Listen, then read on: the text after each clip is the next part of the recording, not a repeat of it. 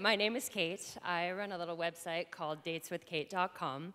A little less than 5 years ago, I ended a long relationship, and I decided to jump into the wild and dangerous waters of online dating.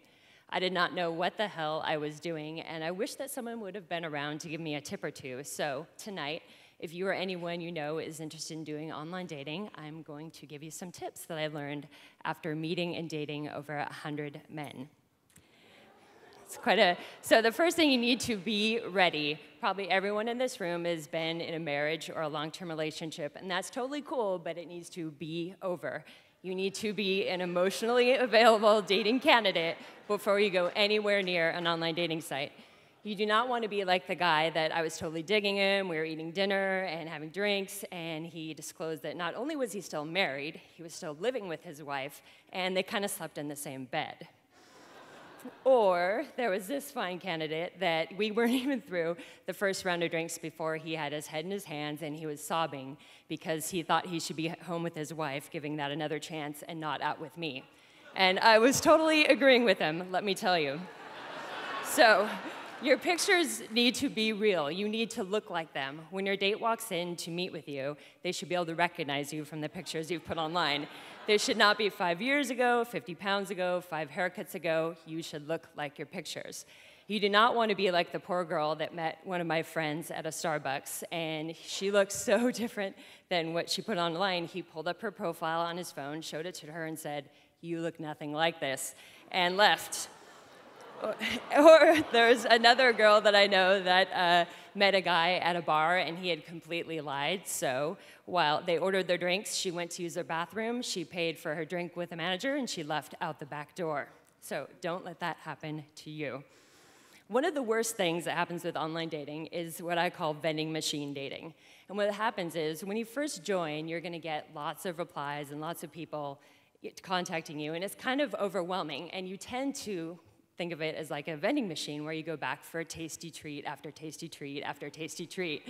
So don't do that. I warn against this. When you're out on a date, focus on the snack you're on the date with, because it might be the tasty thing you actually were in the mood for.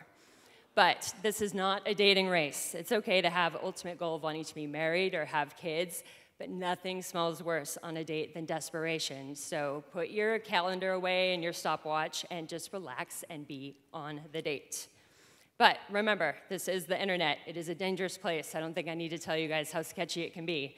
In my dating career, I've been put in a headlock.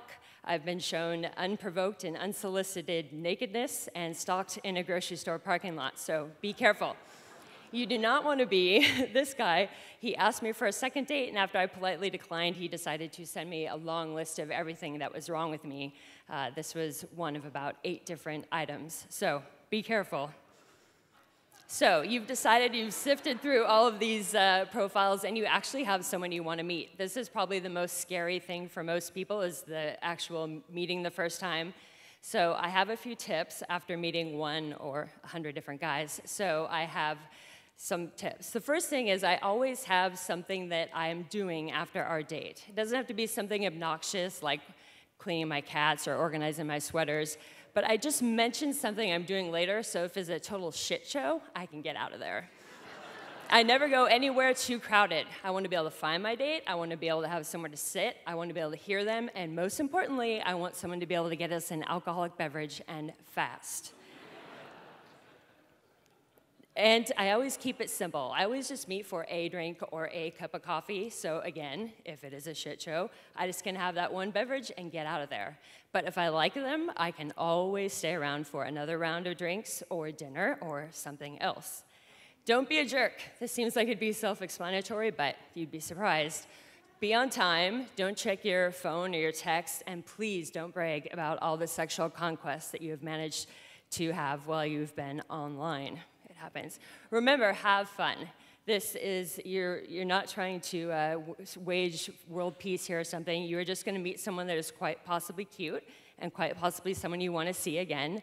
And just don't get your panties in a bunch and relax and have a good time. So you can read all of my stories of all of my wonderful dates at dateswithkate.com. I hope you've learned a thing or two, and good luck with love.